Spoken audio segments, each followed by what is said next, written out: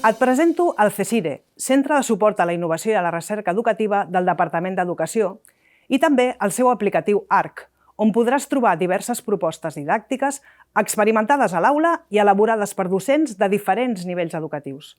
En aquesta presentació destaco algunes propostes per treballar la llengua oral a secundària, que espero que siguin interessants i útils per a la teva pràctica diària. Des del CSIRE donem suport a mestres i professors detectant, impulsant i promovent activitats competencials aplicades a l'aula, tant a través de la nostra pàgina web com de l'ARC.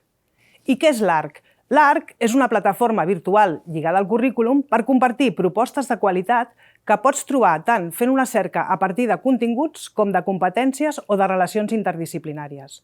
Quan hi entris, descobriràs que hi ha des d'activitats micro, petitetes, fins a activitats macro, com poden ser seqüències didàctiques o itineraris. Un itinerari correspon a un conjunt de propostes vinculades per diversos motius, com ja et concretaré més endavant. Per tant, l'ARC és una eina multidireccional, ja que com a docent pots publicar les teves propostes per compartir-les o bé pots entrar-hi per conèixer-ne d'altres, utilitzar-les, transformar-les, adaptar-les a les teves necessitats, enriquir-les, etc. Tenim-ho, doncs, a participar-hi de manera activa, consultant-lo, aplicant les activitats i fent-nos arribar les teves propostes d'aula. Entre tots i totes construïm i enriquim l'ARC.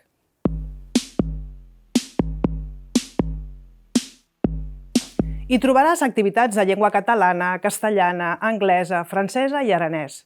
També activitats de grec i de llatí, així com de matèries de modalitat com la literatura catalana, la literatura castellana i la literatura universal. Ara bé, no són propostes que treballin un sol aspecte de la llengua i la comunicació, sinó que la majoria són híbrides, ja que treballem diverses habilitats comunicatives alhora, perquè a la realitat sovint parlem per escriure, o llegim per parlar, o escrivim per llegir, etc. Així doncs, l'ARC és una aplicació viva que va canviant i evolucionant al llarg del temps, tot adaptant-se al currículum vigent i que s'alimenta amb petits retalls d'aula.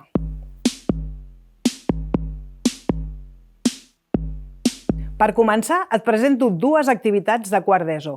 Una que té com a eix central la comunicació audiovisual i una segona que té com a eix central l'escriptura i la lectura en veu alta d'unes cartes. Producció, comprensió i expressió són tres aspectes que apareixen en ambdues propostes. La primera proposta que et presento és PDG Ràdio, de Joan Fondeglòria, que forma part de l'itinerari Pren la paraula, comunicació audiovisual. Aquesta proposta consisteix en la producció d'un programa de ràdio. Els alumnes s'organitzen per grups i cada grup haurà de crear el seu programa i editar-lo per compartir-lo amb la resta de la classe.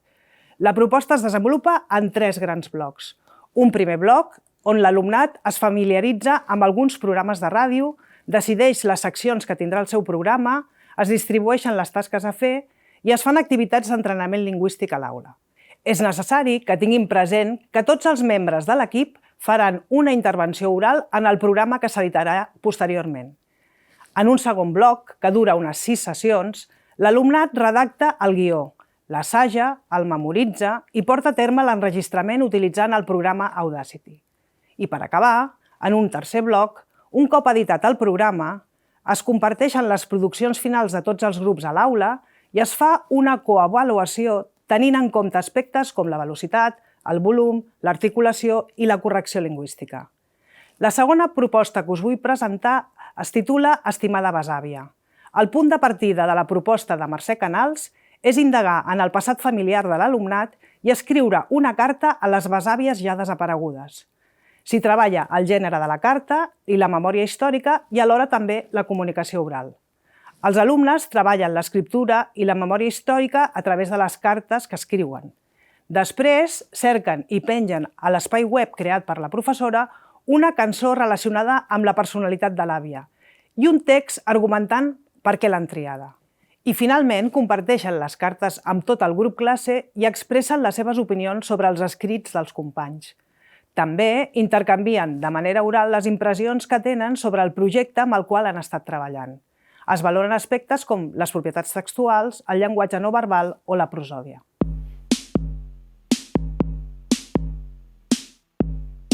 Ara et presento una proposta que treballa la inclusió i la diversitat a l'aula amb l'alumnat nouvingut. Es tracta de l'activitat Fes-me'n 5 cèntims de Victòria Hernández, que es va desenvolupar al curs 2013-2014 a partir de la feina feta des del grup de treball de llengua oral formal Oraula, coordinat des del CSIRE. A Fes-me'n 5 cèntims, els alumnes fan una petició oral col·lectiva davant de la direcció del centre per defensar el manteniment d'una eina TIC que ha de desaparèixer del seu institut. Vull destacar d'aquesta proposta com es treballen les rutines a l'aula i les estructures pròpies del diàleg i l'argumentació. També com es desenvolupen a través del treball diari estratègies pròpies de la llengua oral per millorar l'escolta activa, el torn de paraula, la vocalització, el fet de tenir consciència de la importància de l'assaig i també el coneixement i regulació de les pròpies emocions. A partir de la novel·la Días de Reyes Magos d'Emilio Pascual, Lourdes Domènech proposa una activitat de lectura compartida per fomentar la pràctica de la conversa. I com ho fa? Doncs, en una primera fase, els alumnes fan 4 sessions de lectura silenciosa. Al final d'aquestes sessions, per parelles, intercanvien les seves impressions sobre la trama del llibre a partir d'una guia de lectura que ha elaborat ella mateixa amb preguntes per afavorir el diàleg.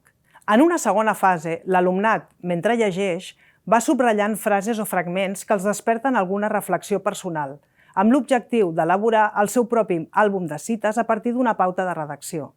Un cop triades, es comparteixen a l'aula i amb les més valorades se'n fa un àlbum col·lectiu. En la tercera i darrera etapa es fa una sessió de role-playing en què diversos alumnes es converteixen en personatges de la novel·la i han de respondre a les preguntes dels experts, que són la resta de la classe. Així, aconseguim que es fiquin a la pell dels personatges i puguin entendre les seves reaccions i preocupacions. Per tant, es tracta d'una proposta en què es fomenta la literatura, la lectura, la reflexió i la interacció. Aquest només ha estat un tastet d'algunes activitats. Et convido a compartir les teves experiències i a entrar a l'art per conèixer-ne d'altres. Difondre i compartir propostes contribueix a millorar l'aprenentatge dels alumnes a les aules, fomenta la xarxa de col·laboració entre els docents i també l'aprenentatge entre iguals. Donar i rebre, adaptar activitats, transformar-les, en definitiva, compartir per aprendre els uns dels altres.